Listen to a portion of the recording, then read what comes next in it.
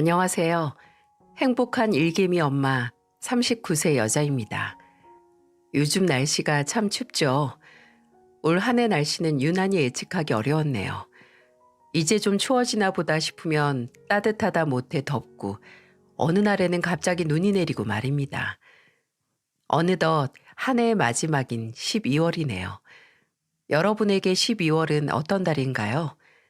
저에게는 한 해를 되돌아보고 마무리하는 결승선이자 새로운 시작을 앞두고 좋은 마음가짐을 준비하는 출발선입니다. 이 좋은 시기에 제가 경험한 일들과 느낀 점들을 나누고 싶어 이렇게 사연을 보냈네요. 제가 글재주는 없지만 시댁, 시모, 시누이, 시자가 들어간 일이라서 공감되는 부분들이 많으시리라고 생각하고 시작해 보겠습니다. 저는 식품회사를 다니는 평범한 회사원이었지만 퇴근 후에는 다양한 취미 생활에 도전했어요. 요리학원, 직장인반에 들어가 이것저것 요리도 배우고 피아노로 노래 한 곡 정도는 연주해 보겠다고 짧은 손가락 열심히 찢어가며 연습했습니다. 이틀에 한 권 베스트셀러 책 읽기로 목표를 정해서 연신 하품 참아가며 독서를 하곤 했죠. 하지만 마음에 쏙 드는 취미도 없고 딱히 발전 가능성이 보이는 취미도 없어서 저는 늘 이것저것 마음만 바빴네요. 그러다 회사 동료 언니가 취미를 향한 그 열정을 운동으로 풀어보라고 조언해 주었죠. 자기 애인이 테니스장 코치로 일하고 있다면서 퇴근 후 함께 테니스를 치자고 했습니다. 생각해보면 지금까지 누군가와 함께 취미 활동을 한 적이 없었는데 친한 언니와 같이 배우면 더 재미있게 할 수 있겠다 싶었어요. 어차피 또 아니다 싶으면 새로운 취미를 찾으면 될 것이라고 쉽게 생각했죠. 하지만 생각보다 테니스는 더 재미있었고 제가 승부욕이 강한 사람이라는 것도 알게 되었어요. 저는 정말 꾸준히 테니스를 치러 다녔고 제 열정을 알아봐 주셨는지 코치님께서 테니스 동호회를 추천해 주셨습니다. 동호회에 들어가서 소속감을 느끼면 더 성실하게 연습하게 되고 회원들과 재밌게 운동하다 보면 좋은 인간관계를 만들 수 있다고 하셨죠. 네, 정말 좋은 인간관계를 만들 수 있었습니다. 제가 테니스 동호회에서 지금의 듬직한 남편을 만났죠. 남편의 첫인상은 훈훈함 그 자체였어요. 큰 키 덕분에 팔다리가 길어서 라켓을 휘두르면 정말 멋있었어요. 테니스 실력도 뛰어나 회원들 사이에서 인기도 참 많았어요. 하루는 동료 언니와 공을 주고받는 랠리 연습을 하는데 남편이 제 곁으로 다가왔습니다. 명선 씨, 라켓을 그렇게 쥐고 스윙하시면 손목뿐만 아니라 어깨에도 무리가 가요. 제가 조금 알려드려도 될까요? 동호회 가장 인기 훈남이 제 이름을 기억하고 있다는 것에 얼마나 놀랐는지 몰라요. 남편은 자신이 입문할 때 사용했다는 라켓 손목 교정기를 빌려주며 자세 교정도 해주고 참 세심하게 잘 챙겨줬습니다. 신기하게 집도 가까운 동네여서 항상 함께 걸어가고 동료 언니네 커플이랑 넷이서 운동 끝나고 야식도 먹으면서 저희는 급속도로 친해졌어요. 3살밖에 차이 나지 않았는데 남편은 참 어른스럽고 다정했습니다. 저처럼 평범한 회사원이고 술, 담배 하지 않고 스트레스 관리를 그저 운동으로 푸는 건강한 청년이었죠.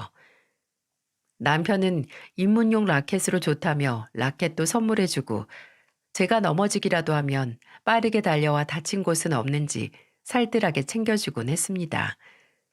처음에는 이렇게 정말 좋은 오빠 동생 사이로 열심히 공을 주고받았어요. 그런데 공뿐만 아니라 마음도 주고받았나 봅니다. 남편이 서브해주는 테니스 공을 받아 칠 때마다 라켓에서 손으로 그리고 가슴으로 쿵쿵 정말 가슴이 떨렸네요. 남편 또한 저처럼 마음의 확신을 받았나 봐요. 남편은 늘 평소처럼 집을 데려다 주는 길에 마음을 고백했고 저희는 그렇게 행복한 연애를 했습니다. 여러분, 왜 이런 말이 있죠? 결혼할 사람은 따로 있다고. 사람을 만나다 보면 아, 이 사람이랑 결혼하면 참 좋겠다 하면서 말입니다. 남편은 딱 그런 사람이었어요. 연애를 하면 할수록 참 좋은 사람이라는 확신이 들었습니다. 벌이가 크지 않은 작은 에어컨 회사에 다니는 사람이 제가 좋아하는 과일들을 사서 가족들과 먹으라고 손에 들려보내고 어디라도 다녀올까 말하면 무조건 예스라고 하며 맞춰줬어요. 무엇보다 제 말을 잘 들어주고 듣기 좋은 호응을 해주니 제가 늘 마음을 의지할 수 있어 좋았습니다. 사실 저에게는 늘 마음 한구석에 크게 뻥 구멍이 뚫린 빈자리가 있었거든요. 지금 다시 생각해도 눈물이 납니다. 제가 20살이 되고 첫 회사에 입사할 무렵 아빠는 차 한 대를 선물해 주셨어요. 제가 유독 운전해서 가까운 곳으로 드라이브 가는 걸 좋아해 늘 차를 몰고 가족들과 좋은 시간을 보내곤 했습니다. 그날도 주말에 경기도 포천으로 생갈비 먹으러 가자고 계획했었죠. 하지만 저희 가족은 떠날 수 없었습니다.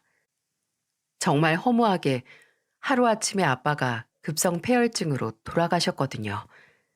생각해보면 그때쯤 아빠가 등산을 하시다 크게 넘어지셔서 발목도 살짝 붓고 다리 곳곳에 크고 작은 상처들이 많았어요.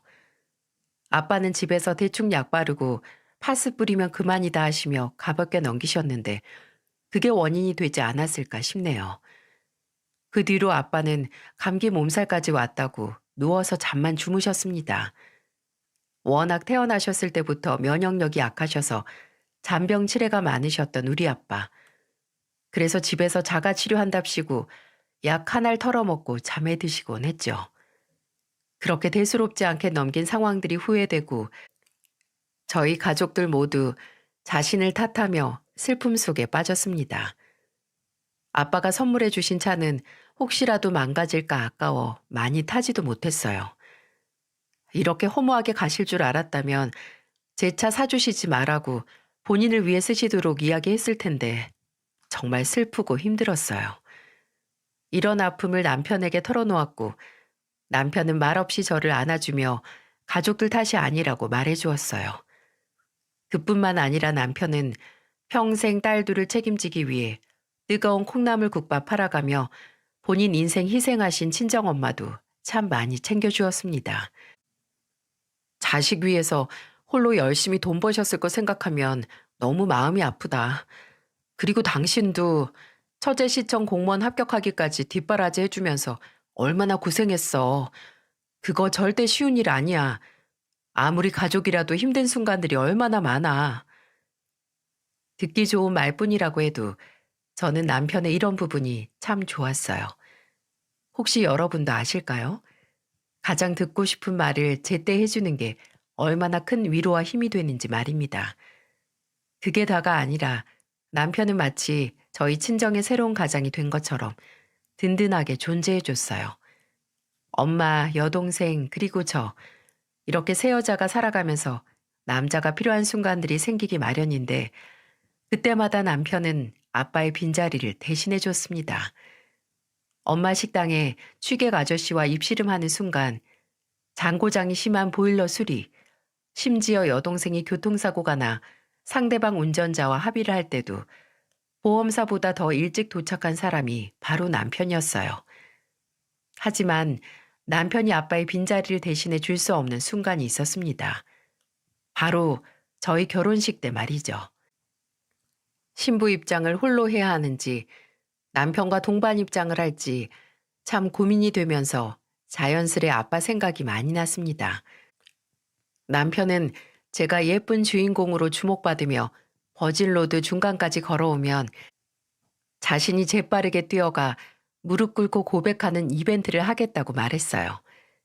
제가 아빠 손을 잡을 수 없는 슬픔으로 힘들어하고 있다는 걸 눈치챘기 때문이겠죠. 남편의 말에 동의하고 저희는 동선도 미리 짜보며 나름 열심히 준비했네요. 무엇보다 예쁘게 미소 짓는 연습을 하며 결혼식 날 아빠 생각을 최대한 하지 않고 울지 않으리라 다짐했고요. 결혼식 날은 신부가 제일 돋보이고 예뻐야 하는 날이라고 하잖아요. 이왕 비싼 화장도 받았으니 최대한 사람들 기억에 사진 속에 예쁘고 밝게 보이고 싶어 노력했습니다.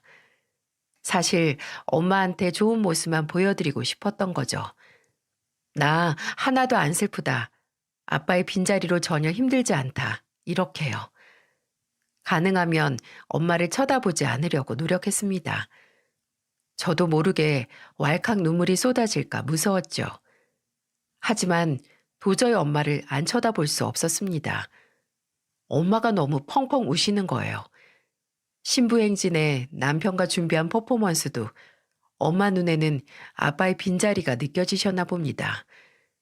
결국 저는 가장 예뻐야 할 날에 화장이 번지게 울어버렸네요. 아마 신부들 중 가장 못난이 신부였을 겁니다. 하지만 많은 사람들의 박수와 환호를 받으며 정말 축복 속에서 결혼을 했네요. 결혼 생활은 참 재밌었어요. 소꿉놀이 하듯 각자 집안일을 나눠하고 소박한 밥상을 차려 끼니를 함께하는 생활. 저희는 결혼 후 더욱더 서로를 위해 열심히 살았습니다. 하지만 이제 슬슬 시댁 이야기를 해야겠죠? 오늘 저의 주된 이야기가 시월드 이야기니까요. 시부는 택시 운전을 하셔서 거의 하루 종일 집에 안 계셨습니다. 사실 택시 일은 핑계고 워낙 가족에 관심이 별로 없는 분이셨어요. 친구분들 택시에 태워 맛집 찾아다니고 본인 인생 즐기시는 걸 중요하게 여기셨거든요. 그도 그럴 것이 시모는 함께 어울려주는 사람이 아니었어요. 시모는 작은 상가 건물에 세를 들어 작은 떡집을 하십니다. 고정적으로 찾아주시는 단골 손님들이 많아 함부로 가게를 비우지 않으셨죠. 시부가 어디 다녀오자 말해도 나 돈 벌어야 돼 라고 딱 잘라 말하십니다. 시모는 동글동글 귀여운 외모이신데 떡 케이크도 얼굴 따라 참 예쁘게 만드실 정도로 솜씨가 좋으세요. 떡집 주인이라 뭔가 푸근하고 인심 좋고 뭐든 똑부러지게 하는 이미지겠지만 아니요. 완전 정반대입니다. 말수도 정말 적으시고 뭐 하나 결정도 제대로 못하셨죠. 그냥 말없이 성실하게 일하시니까 손님들이 그 점을 좋게 보고 많이 오시는 것 같았습니다. 시모 대신 결정 내리고 일을 시키는 사람은 따로 있었죠. 바로 남편과 6살 차이가 나는 여동생이었어요. 시누이는 시모에게 엄마 이렇게 해. 엄마 이건 하지 마. 엄마 나 이것 좀 해줘. 어찌나 말을 명령조로 하는지 시모는 시누이의 꼭두각시였죠. 이리저리 휘둘리고 결정권이라고는 하나도 없어 보였습니다. 이런 관계에는 나름 이유가 있어 보였어요. 바로 시누이의 직업 때문이었죠. 시누이는 산부인과 페이닥터로 일했어요. 본인 병원을 차린 건 아니지만 월급을 더 많이 주는 병원으로 이곳저곳 옮겨 다니는 의사죠. 그래도 나름 사자 직업 아니겠어요? 시누이는 의사 딸내미 말 들어야지 누구 말을 듣냐. 엄마, 내가 시키는 대로 하면 인생 필 텐데 뭐가 걱정이냐 하면서 완전 가스라이팅 장렬이었어요. 평생을 그렇게 살아온 관계이니 제가 뭐라 문제 삼기도 애매했죠. 보면 볼수록 시누이와 남편은 성격이 정말 달랐어요. 상대를 배려하고 말을 예쁘게 해주는 남편과 달리 시누이는 아주 자기밖에 몰랐어요. 좋은 직업을 가져야 떵떵거리고 살 수 있다며 미친 듯 공부해서 의사 타이틀 따더니 모두를 자기 발 아래 있는 듯 여겼죠. 그래도 상견례 자리에도 일이 바빠 못 오고 신혼 초에 저와 남편에게 별 관심을 안 줘서 아무 트러블 없이 잘 지나갔습니다. 하지만 시누이가 병원을 잠시 그만두고 휴식기를 보내기로 한 시점부터 슬슬 저희 부부에게 관심을 갖기 시작했어요. 시누이는 의사로 좋은 월급을 따박따박 받겠지만 저희 부부는 그저 평범한 회사원이죠. 무엇보다 신혼집 준비며 혼수, 결혼식, 신혼여행까지 모두 저희가 저축해놨던 돈과 대출금으로 해결했기 때문에 지갑 사정이 여유롭지 않았습니다. 시댁이 어려운 형편은 아니지만 결혼 허락을 받으러 갔을 때 시부가 이런 말씀을 하셨거든요. 나는 우리 애들 딱 대학교까지만 지원해주기로 약속했었다. 미안하지만 너희 힘으로 알아서 집도 마련하고 잘 살아. 성규 너도 그동안 열심히 돈 모아놨을 거 아니야. 서운하겠지만 이해해줘라. 이렇게 시댁에서는 저희가 결혼할 때 1,000원짜리 한 장 보태주지 않으셨어요. 하지만 서운하지 않았습니다. 왜냐하면 남편과 저는 이미 양가 모두 도움받지 말자고 미리 대화를 끝낸 상태였거든요. 작게 식당 하시면서 하루 벌어 하루 먹고 사는 친정엄마께 부담드리고 싶지 않았는데 오히려 시부가 저렇게 말씀해 주시니 잘 됐다 싶더라고요. 남편과 저는 각자 대출 조금씩 받아 작은 곳에서부터 시작해 점점 넓혀 나가는 재미도 느껴보자 긍정적으로 생각했어요. 워낙 둘 다 열심히 성실하게 사는 사람이라 그런지 남이 볼 때는 맨땅에 헤딩일지라도 저희는 그게 좋았습니다. 그렇게 시누이는 그 부분이 마음에 안 들었는지 어떻게 이런 거지같이 좁은 아파트에서 사냐고 비아냥거렸죠. 아니, 저희 부부가 행복하게 만족하며 살아가는데 솔직히 지가 무슨 상관인가요? 누가 언제 같이 살자고 했냐고요? 저는 오히려 집이 아담해서 청소할 면적이 적어 살림하기 편하다고 너스레를 피웠네요.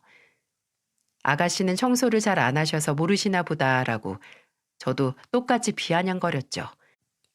저도 절대 그냥 당하기만 하는 성격이 아니라 똑같이 시누이 속을 긁었어요. 시누이는 노골적으로 제가 불편하다고 티를 냈고 매번 아슬아슬하게 선을 넘길 듯하며 시비를 걸곤 했습니다. 참 기가 차더라고요. 그때마다 남편에게 말하기에는 조금 애매했습니다. 시누이의 행동이 너무 철없고 유치했기 때문이죠. 저는 그저 시누이가 선을 넘는 순간만 기다리고 있었습니다. 먹이를 노리는 하이에나처럼 말이죠. 그러다 드디어 시누이와 크게 충돌하는 사건이 터졌습니다. 저는 결혼 후 슬아의 아이 둘이 있었어요. 남편의 인디언 보조개를 똑 닮은 똑순이 첫째 예지와 저를 닮아 오똑한 콧날을 가지고 태어난 막내딸 수지. 눈에 넣어도 아프지 않는다는 말이 뭔지 실감했죠.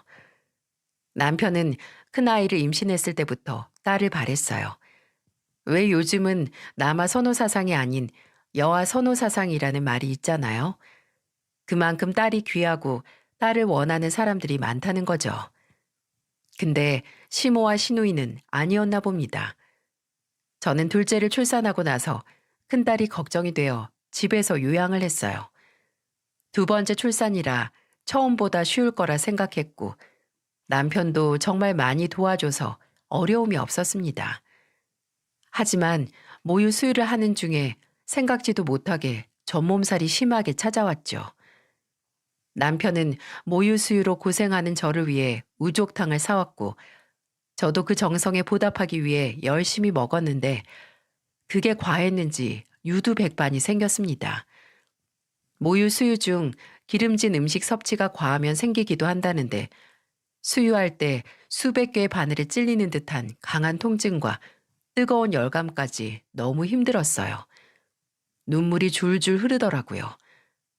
아프다는 소식을 들었는지 시모가 떡을 가지고 집에 찾아오셨습니다. 옆에는 얄미운 시누이를 달고 말입니다.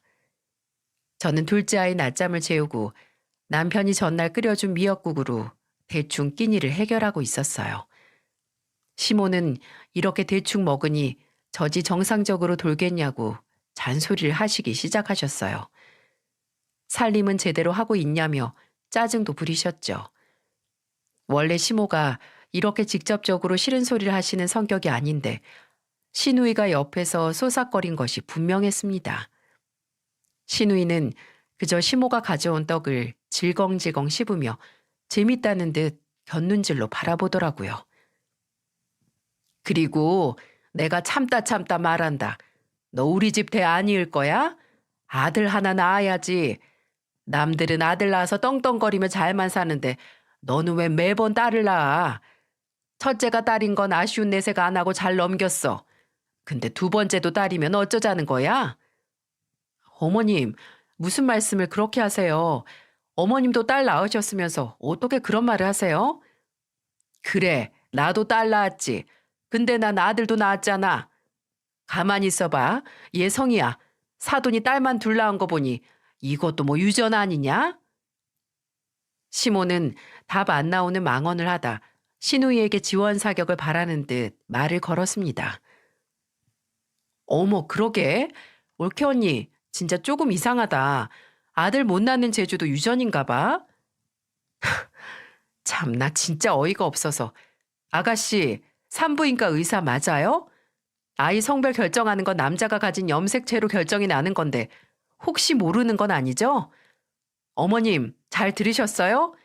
아들이니 딸이니 그런 말은 애들 아빠한테나 따지세요. 씨가 문제 있는 거니까. 아유, 아니 이 언니 말하는 싸가지 봐. 여자도 문제 있을 수 있거든요. 됐고, 빨리 정신 차리시고 세 번째는 제발 아들이길 바래요. 우리 엄마가 얼마나 이걸로 혼자 말도 못하고 끙끙거린 줄 알아요? 저는 정말 머리 끝까지 화가 났어요. 산후 우울증 올 틈도 없이 육아로 바쁘고 전몸살까지 심해 양쪽 겨드랑이에 차가운 아이스팩을 끼고 대충 끼니를 해결하는데 이게 무슨 경우인가요? 아들 못 낳은 죄가 그리 큰가요? 저는 먹고 있던 미역국 그릇을 식탁 아래로 집어 던져 버렸습니다. 지금 어떤 세상인데 아들 못 낳았다고 구박을 해요. 그것도 둘이서 쳐들어와서. 당장 여기서 나가요. 의사라고 유난 떨지를 말던가. 수준 낮아서 더 대화를 못하겠으니까. 저 몸도 힘들고 두 분 얼굴 보는 것도 너무 힘드네요. 빨리 당장 나가시라고요. 신우이는 어머 말하는 거 봐. 별꼴이야. 참나 재수없어 진짜. 라고 중얼거렸고 시모는 저와 신우이 눈치만 보다 집을 나섰죠. 저는 바닥에 흩뿌려진 미역국과 그릇 조각을 치우지 않았습니다. 남편이 돌아왔을 때 보게 하기 위해서였어요. 아니나 다를까 남편은 퇴근 후 집에 돌아오자마자 집 상태를 보고 깜짝 놀라더군요. 혹시 제가 다친 곳은 없는지 꼼꼼히 살폈어요. 저는 낮에 있었던 시모와 신우이의 일을 털어놓았고 그동안 신우이가 유치하게 행동한 것들까지 전부 다 말했습니다. 남편은 신우이의 행동들을 들을 때마다 표정이 굳어갔어요. 그리고 시모에게 전화를 걸었습니다. 이게 지금 어른으로서 하실 행동이 맞는지 따져 묻더라고요. 시모는 아무 말도 하지 않고 그저 남편의 분노를 듣기만 하셨어요. 당장 사과하지 않으면 더 이상 아들 얼굴 볼 생각하지 마시라고 으름장을 놓으니 그제야 휴대폰 너머로 미안하다고 사과를 하셨네요. 남편은 다시는 이런 일로 집사람 힘들게 하지 말라고 했고 뒤이어 신우이에게 전화를 해 불같이 화를 냈습니다. 미치려거든 곱게 혼자 미쳐라.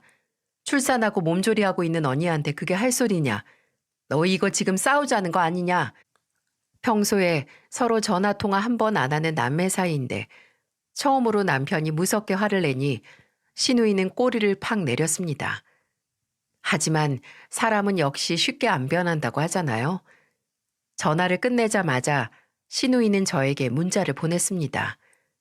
가족끼리 이간질 시키니 행복하냐고 말이죠. 저는 콧방귀를 끼며 가족들 이간질은 아가씨가 전문가 아닌가요? 라고 답장을 보냈습니다. 그 뒤로 개념 없는 신우이와 전쟁이 시작되었네요. 산부인과 의사라는 잘난 직업, 네, 인정합니다.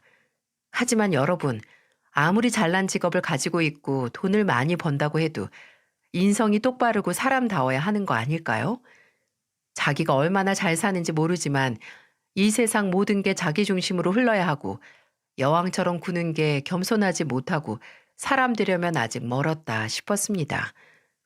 혹시라도 지가 잘났으니 그렇게 사는 게 맞는 것이라고 생각하실까봐 신우이에 대한 일화를 들려드릴게요. 앞서 들려드린 이야기에 친정아빠가 돌아가시기 전 저에게 사주신 제 첫 차 기억하시죠? 고장날까봐 애지중지 몇 번 타지도 않고 지내서 10년이 넘는 세월에도 장고장 하나 없이 제 곁을 지켜주고 있었습니다. 남편 생일을 맞이해서 시댁 사람들과 함께 능이백숙을 먹기로 했는데 하필 그날 남편 차 타이어에 문제가 생겨서 할 수 없이 제 차를 타고 이동했어요. 주차를 하고 내리자마자 맞은편에 주차된 외제차에서 신우이가 내리더군요. 언니, 설마 이거 언니 차? 세상에. 아니, 돈 벌어서 다 뭐해요? 모아서 차 좀 바꾸지. 운전하다가 펑 하고 폭발하는 거 아니야? 아, 진짜 상상만으로도 창피하다. 야, 너 올케 언니한테 말 가려서 안 해? 애들도 있는데. 그리고 인사도 안 하고 뭔 말을 그따위로 해? 차야 굴러다니면 그만이지. 아니야, 여보. 내 차가 낡긴 했지. 아가씨 외제차에 비하면 더더욱. 아가씨, 오늘 오빠 생일이라 한턱 내시는 거죠? 우리들은 오늘 밥값 아껴서 차 사야 해서요. 잘 먹을게요. 신우이는 내가 언제 밥을 산다고 했냐며 언성을 높이다가 저희 큰딸이 고모, 잘 먹겠습니다. 인사를 하니 입을 딱 다물더라고요. 결국 정말 그날 밥값은 신우이가 계산했어요. 이럴 줄 알았으면 더 비싼 곳에서 밥을 먹을 걸 그랬다고 후회했답니다. 신우이의 생각 없는 언행은 이게 끝이 아니죠. 특히 자기가 마치 시모인 양 명령조로 이야기하기도 했습니다. 글쎄, 뭐라고 하는 줄 아시나요? 언니, 요즘 엄마 떡 단체 예약도 줄고 일손도 부족해서 월세 내기도 힘든 것 같아요. 나이도 있어서 몸도 이곳저곳 아프고 내가 한 달에 50씩은 기본으로 챙겨드리고 있는데 언니랑 오빠도 이제부터 매달 50씩은 내세요. 아가씨, 우린 애가 둘이에요. 남편 혼자 벌어서 우리 네 식구 먹고 사는 거 정말 빠듯하다고요. 이제 큰애 교육비도 더 나가야 해서 지금은 당장 힘들고 나중에 조금이라도 여유 생기면 성의껏 드리기로 했으니까 이 부분에 대해서는 제발 신경 꺼요. 제가 옳은 말로 반박을 해도 신우이는 제 입에서 돈 없다는 소리 듣는 것에서 승리감을 맛보는 건지 늘 이런 돈 문제를 가지고 트집 잡곤 했습니다. 더군다나 명령조로 아랫사람한테 구는 행동이 너무 기분 나쁘더라고요. 그래서 저도 똑같이 막 나간 적도 있습니다. 한 번은 부재중 전화가 9번이나 찍혀 있더라고요. 무슨 일이길래 이렇게 유난인가 싶어 전화를 걸었습니다. 오늘 엄마 치과 다녀오셨다는데 임플란트 한 5개는 해야 한다고 하네. 이거 오빠랑 언니가 좀 해드려요. 나는 이번에 가방이며 구두며 좀 무리하게 샀더니 카드 쓰기가 좀 그래. 무슨 말인지 이해했죠? 누가 보면 뭐 저에게 맡겨둔 돈이 있거나 시누이를 손윗사람으로 오해하겠더라고요. 저렇게 통보하는 듯 말하고 일방적으로 전화를 끊더니 문자로 딸랑 시모 계좌번호를 적어 보냈습니다. 저는 싫은데 네가 해 라고 답장을 보냈죠. 그러니 바로 전화가 왔습니다. 지금 며느리가 돼서 그것도 못하냐며 따져 묻는데 어이가 없더라고요. 엄마가 오빠를 어떻게 키웠는지 아냐. 이것부터 시작해서 뭐 여러 소리를 치는데 저는 스피커폰으로 해두고 빨래 건조대에 옷을 널면서 한 귀로 듣고 한 귀로 흘려보냈습니다. 잠잠해진 것이 끝났나 싶어 휴대폰을 집어들고 태연하게 말했어요. 효도는 셀프 몰라? 네가 우리 집이랑 내 차 보고 거지 같다고 창피하다며? 우리는 돈이 없어서 그런 거 못하니까 돈 많고 잘난 네가 효도 셀프로 하라고. 너 말이야 너. 내가 족보 생각해서 존칭 써주니까 내가 아주 만만해? 내가 지금 너처럼 물질적으로 넉넉히 못해드려도 내가 내 할 도리 잘하면서 살 거고 생신이며 명절이며 알아서 잘할 거니까 제발 까불지 마. 신우이는 진짜 미치겠네 라고 말했고 이번에는 제가 빠르게 먼저 전화를 끊어버렸어요. 제가 늘 이렇게 지지 않고 이겨먹으니 신우이는 약이 바짝 올랐습니다. 매번 지면서 왜 이렇게 저 하나 이겨보겠다고 애를 쓰는지 신우이가 만나는 애인이 있다던데 그저 빨리 시집가서 더 이상 연락 안 하고 살았으면 싶었네요. 신우이는 내가 할 도리는 다 하면서 살 거라고 말한 걸 약점 삼았는지 명절에 막내 고모님들 식구들까지 잔뜩 불러 모아 일을 만들었지 뭡니까? 닭발이 먹고 싶다고 발톱 손질도 안 되어 있는 생닭 발들을 사오질 않나 챙겨야 할 입이 많으니 음식도 평소보다 2배는 많이 했어야 했죠. 명절이라 그런지 내내 잠잠했던 시모마저 시집살이를 시키셨습니다. 남편이 조금이라도 도와주려고 나서면 시모는 나가서 딸들이나 놀아주라고 밖으로 내보냈고, 제가 시간을 확인하려고 휴대폰이라도 집어드는 참이면 시모는 집 가고 싶어서 시위하냐? 라며 눈치를 주셨어요. 그러다 갑자기 엉뚱맞은 소리를 하셨습니다. 눈 밑에 잔뜩 올라온 기미들을 가리키며 말입니다. 피부과에서 관리받으면 이런 거 싹 다 없애준다는데 회원권 200, 300이면 끊는다더라. 네가 좀 해줘라. 라고 태연하게 말을 이으시면서 말입니다.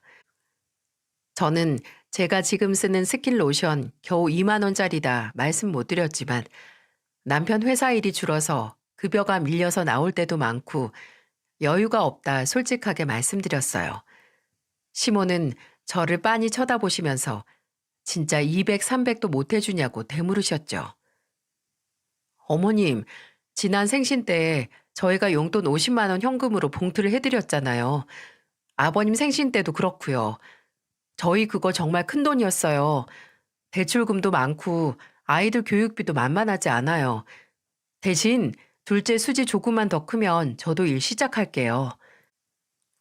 저는 집에 저희 시댁 식구만 있는 게 아니라 집안 친척 어르신들도 계셨기에 최대한 조용하고 정중하게 말씀을 드렸습니다. 시모는 그래 그럼 몸으로 때워라 하시며 풀어놓은 계란물에 냉동 동그랑땡을 아무렇게나 부어버리셨죠. 사방으로 계란물이 튀고 바닥에는 뒤집개와 숟가락들이 떨어져 나뒹굴었어요. 그 소리에 하나 둘 부엌으로 몰려들었고 시누이 또한 제 눈치를 살피는 듯 했죠. 저는 시누이에게 전이라도 붙이던지 쌓여있는 설거지라도 하라고 소리쳤습니다. 그러자 시모는 펄쩍 뛰며 사람 살리는 귀한 손으로 어떻게 전을 붙이고 기름 만지냐며 은근 자랑 아닌 자랑을 하셨습니다. 저는 그때 확신했습니다. 시모도 시누이와 별반 다르지 않다는 걸 말이죠. 시누이가 옆에서 부추기고 조종한다 한들 어른이고 부모면 옳고 그른 행동 정도는 알아야 하지 않나요? 저는 이렇게 시모와도 사이가 멀어졌어요. 왜 이런 말이 있잖아요. 며느리는 10번 잘하다가 1번 잘못하면 평생 1번 잘못한 것만 남고 딸은 10번 잘못하다 1번 잘하면 평생 1번 잘한 것만 남는다 라는 말이요. 제가 아무리 잘하려고 노력해도 그건 그저 당연한 거고 시누이가 잘하는 건 장하고 대견하고 제가 결코 시댁에 못한 것이 아닙니다. 단체 예약이 많은 달에는 시모 떡집에 나가 떡소분과 포장 일을 돕고 시누이가 무시했던 소중한 제 차를 끌고 다니며 떡 배달을 도와드리기도 했어요. 매년 생신에는 생활비 아끼고 아껴 현금 선물 드리면서 소불고기며 잡채며 저 정말 열심히 노력했습니다. 그런데 이 모든 게 제 헛짓거리로 느껴져 속상하더라고요. 심지어 남편의 구멍난 양말까지도 다 제 잘못이더랍니다. 야, 너 요즘 네 남편 안 챙기니? 뭐 한다고 남편 양말 하나를 못 챙겨? 다 큰 어른이 저게 뭐냐? 너 우리 아들 밥은 잘 챙겨주는 거야? 엄마, 이 사람이 나 얼마나 살뜰하게 챙기는 줄 알아? 누구보다 가정에 헌신하면서 사는 사람이야. 밥은 엄마보다 잘 차려주고 엄마는 맨날 남은 떡으로 끼니 해결하게 했잖아. 내가 오늘 현장도 나가보고 이곳저곳 운동 삼아 걸어다녀서 구멍 난 건가 봐. 지 마누라 편드는 것 좀 봐라. 성이 말이 딱 맞네. 아주 지 처한테 제대로 홀려서 가족이고 뭐가 안 보이지? 막말로 제가 며느리냐? 애 둘 낳고 돈도 안 벌고 아들도 못 낳고 세상에. 얼굴 그거 뭐 회원권 끊어달라 말했는데 그냥 쌩까더라. 저는 그저 돈돈거리는 시댁 사람들에게 질렸고 괜히 열심히 홀로 돈을 버는 남편에게까지 원망의 불똥이 튀기도 했죠. 저는 아이에게 엄마의 곁이 꼭 필요한 시기가 있다고 생각하는 사람입니다. 그래서 그때까지만 육아에 전념하고 그 이후에 돈을 벌고 싶었거든요. 결국 저는 생각보다 서둘러 둘째를 어린이집에 보냈고 이후에 공인중개사 시험을 공부했습니다. 사실 육아 틈틈이 인터넷 강의를 들으며 준비했었고, 워낙 새로운 분야에 도전하는 걸 좋아해 어렵지 않게 공부를 시작할 수 있었어요. 시댁과는 최대한 연락을 안 하고 지냈습니다. 공부를 핑계로 명절에는 남편과 아이들만 시댁에 보냈고, 어쩔 수 없이 시댁에 가야 하는 날에는 시누이의 동선과 겹치지 않게 잠깐만 들렸죠. 시부는 가정 상황도 모른 채 열심히 공부하는 저를 칭찬해 주셨습니다. 저는 그렇게 도끼를 품고 공부를 한 탓인지 최단 기간으로 자격증을 따냈고, 부동산에서 직원으로 취업에도 성공했어요. 고객들에게 너스레피며 매물 상담을 잘했고, 성과도 꽤 좋았어요. 저희 부동산 인터넷 카페도 만들어서 고객들 관리와 홍보에도 힘을 썼죠. 제가 이렇게 성실하게 일할수록 그에 상응하는 월급을 받을 수 있었고, 제가 번 돈으로 대출금과 가족 생활비를 마련하니 성취감도 들고 참 행복했습니다. 남편 또한 일이 조금씩 잘 풀리고 모든 게 다시 안정적으로 흘러갔어요. 대출금도 다 갚고 모든 부분에서 여유가 생기니 마음에도 봄날이 찾아온 듯 평온했네요. 어느 날 제가 좋은 위치에 매물을 소개해드린 상가 사장님이 저를 찾아오셨어요. 가게 오픈 기념 떡을 맞추려고 하는데 마침 저희 시모가 떡집을 한다는 이야기를 들었다고 하셨습니다. 솔직히 저는 시모와의 사이가 좋지 않아 조금 고민스러웠죠. 상가 사장님 가게 규모가 커서 예약 수량도 많을 것 같았기 때문에 제가 손님을 연결해주면 시모의 반응이 어떨지 궁금하긴 하더라고요. 고민 끝에 사장님을 모시고 떡집으로 가니 시모는 표정이 확 살아나더라고요.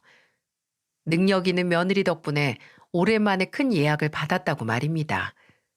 저는 솔직히 조금 당황스러웠어요. 그렇게 구박하고 불편하게 눈치 줄 땐 언제고, 태세 전환 속도가 정말 5G 속도 아닌가요? 시모는 그 뒤로 마음이 조금 풀렸는지 남편을 통해 아이들 반찬도 보내주시고, 아이들이 잘 먹는 꿀떡이나 바람떡에 심지어 제가 좋아하는 흑임자떡까지 챙겨주셨네요. 마음의 앙금이 완벽하게 풀어진 건 아니지만 시모와 딱 이 정도 거리를 유지하고 사는 게 좋다고 느꼈죠. 하지만 이 행복도 잠시 제 뒤통수를 제대로 후려갈기는 사건이 하나 벌어지고 말았습니다. 바로 시모의 68번째 생신날 벌어진 일이었어요. 저에게 3번이나 매물 거래를 했던 나름 중요한 고객님이 계셨습니다. 고객님께서 너무 바쁘셔서 저녁에나 시간이 생기니 잠시만 시간 맞춰줄 수 있냐고 물었죠. 저는 시모에게 미리 연락을 해서 양해를 구했습니다. 저는 그날 낮에 잠시 집으로 가서 그날 저녁 시댁으로 들려 보낼 음식을 조금 준비했습니다. 남편이 시댁에 가는 길에 회를 포장해서 갈 예정이었는데 아이들이 잘 먹지 않을 것 같았기 때문이죠. 저는 소고기를 넣고 끓인 미역국과 아이들이 잘 먹는 소갈비찜을 만들고 서둘러 다시 일을 나갔어요. 다른 걱정은 없었지만 정말 오랜만에 얼굴을 마주하는 시누이가 제일 큰 걱정이었죠. 더군다나 시누이와 결혼 준비 중인 예비사위도 오기로 했다더라고요. 시모가 흔쾌히 늦게 와도 괜찮다 허락한 게 참 이상하다 싶었는데 주인공은 따로 있었던 거죠.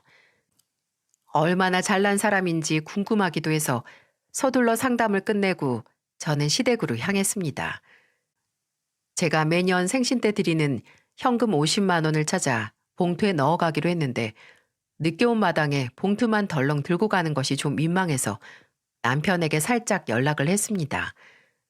남편은 분위기 좋으니까 걱정 말라고 하면서 음식을 다 먹어가니 먹고 싶은 게 있으면 더 사오라고 하더라고요. 시댁 근처에 있는 마트에 가 후식으로 먹을 골드키위를 사고 시모가 좋아하시는 삼겹살도 샀습니다. 아무래도 사람 수도 많고 회로 배 채우는데 한계가 있다고 생각했기 때문이었죠. 제가 너무 늦었죠. 아이고 정말 죄송해요. 최대한 서둘러서 온다는 게 저것 봐. 저렇게 경우가 없다니까. 어떻게 시어머니 생신 때 늦게 와? 맨날 핑계대고 중요한 날 빠지더니 아주 우리 집을 개무시한다니까. 시누이는 술에 취했는지 얼굴이 새빨간 상태였고 저를 바라보는 눈 또한 초점이 나가 있었어요. 예상대로 제 얼굴을 보자마자 시비를 걸더라고요. 아가씨, 저도 이제 노는 사람 아니고 엄연히 일하는 사람이에요. 미리 늦는다고 양해도 구했고 왜 또 말을 그렇게 해요? 치, 말이나 못하면 그 봉지는 또 뭔데요? 아, 이거 삼겹살이에요. 회 드셔서 식사 부족하실 것 같아서 조금 사와봤어요. 어머님이 좋아하시기도 하고요. 우리 얼른 구워서 먹어요. 신우이는 뭐? 삼겹살? 이라고 외치며 제 손에 들려있던 검정 비닐봉지를 낚아챘습니다. 그리고 삼겹살을 꺼내 가격표에 찍힌 가격을 소리내어 읽으며 깔깔깔 비웃기 시작했어요. 그리고 결국 돌아오지 못할 강을 건넜죠. 우악스럽게 비닐을 뜯고 맨손으로 삼겹살을 잡아 꺼내더니 이내 제 얼굴에 삼겹살을 던져버렸습니다. 정말 순간적으로 일어난 일이라 저는 뒤로 주춤거리다 결국 넘어지고 말았어요. 야, 최명선, 너 우리 엄마가 너처럼 싸구려 거지로 보여? 생신날 무슨 삼겹살이야, 구질구질하게. 삼겹살은 너나 쳐 드세요. 비싼 소고기 사와도 모자랄 판에 웃겨 진짜. 빨리 기어 나가서 소고기로 사와. 알았어? 저는 이게 무슨 짓이냐고 소리를 질렀어요.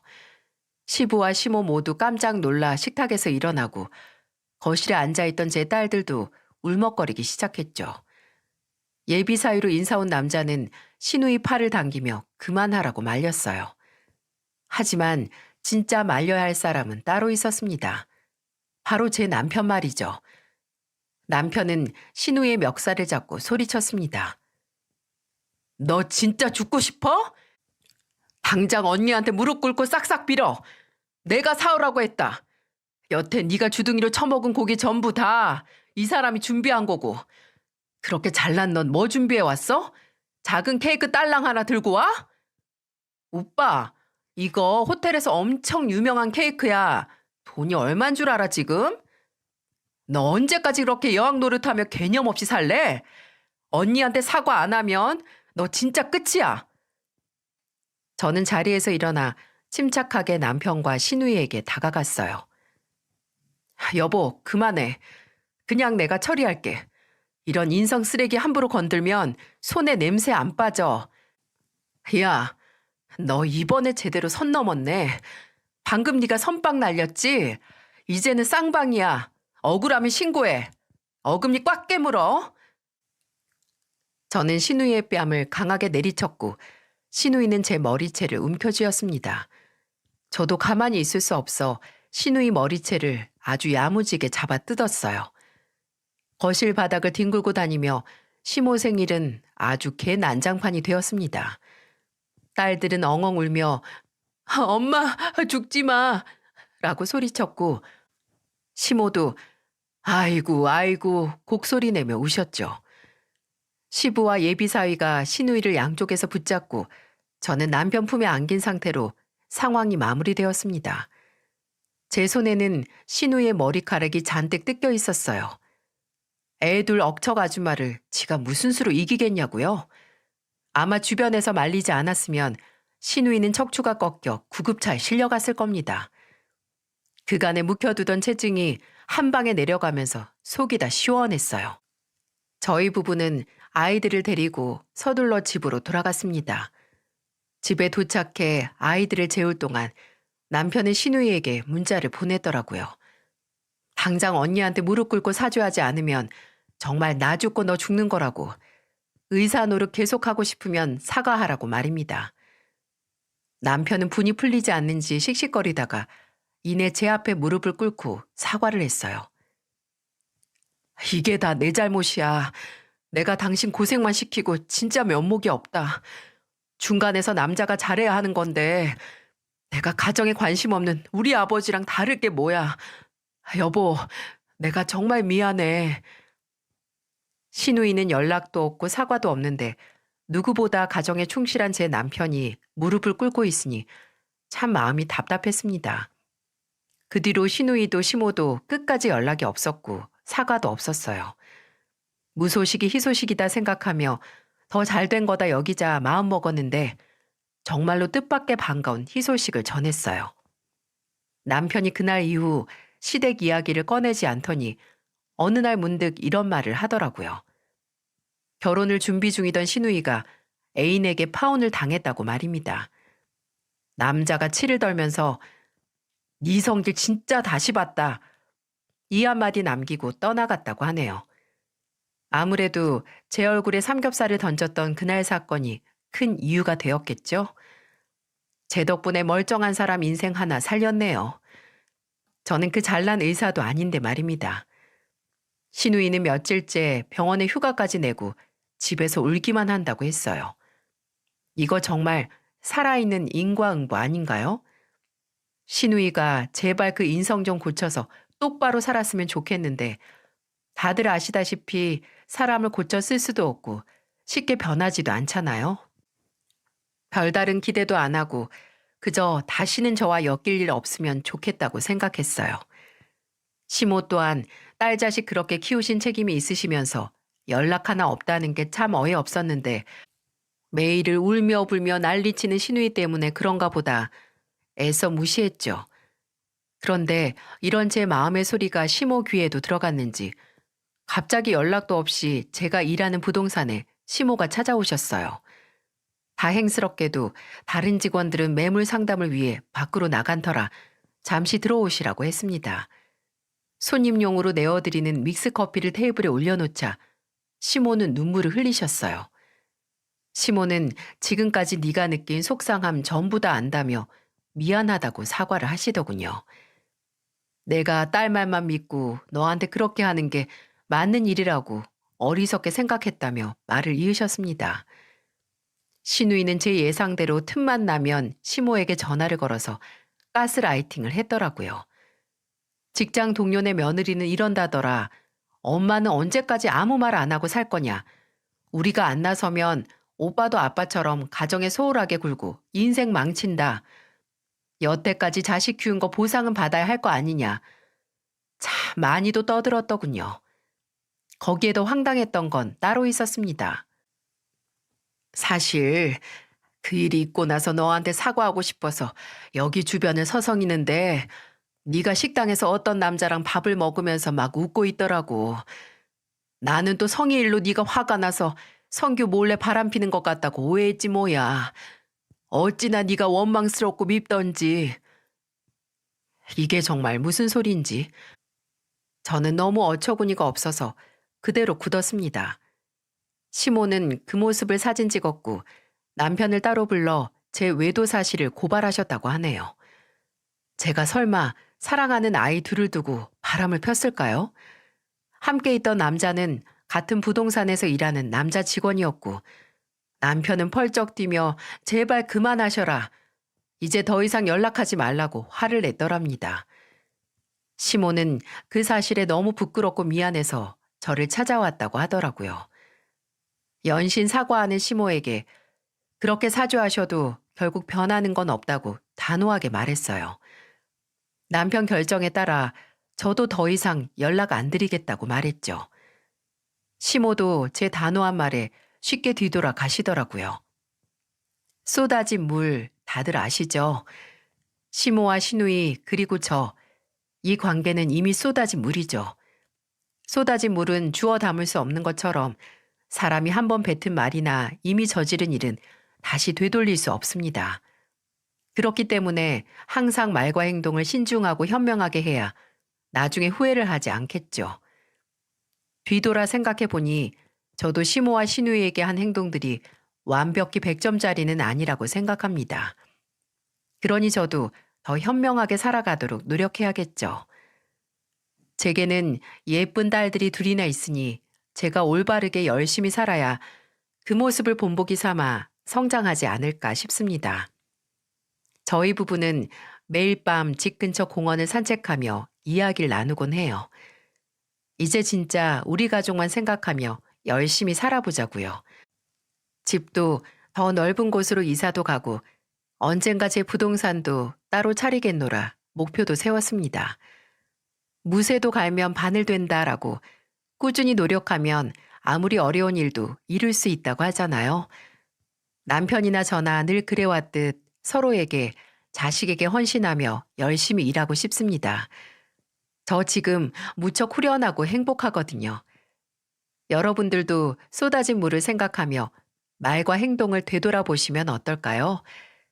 새로운 시작을 앞둔 12월의 시작점에서 말입니다. 긴 이야기 들어주셔서 정말 감사합니다.